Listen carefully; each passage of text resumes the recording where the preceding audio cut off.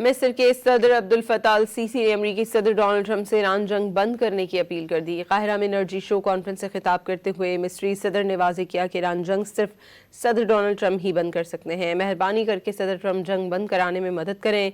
जंग बंद ना हुई तो तेल की कीमतें $200 फी बैरल तक पहुँच जाएंगी। जंग के तेल की कीमतों पर मुकम्मल असरात पड़ना भी बाकी हैं। أنا بقول للرئيس ترامب لن يستطيع أحد إيقاف الحرب في منطقتنا في الخليج إلا أنت. وأنا بكلمك باسم الإنسانية وباسم كل محب السلام، وأنت فخامة الرئيس من المحبين للسلام. بوجه لك رسالة مباشرة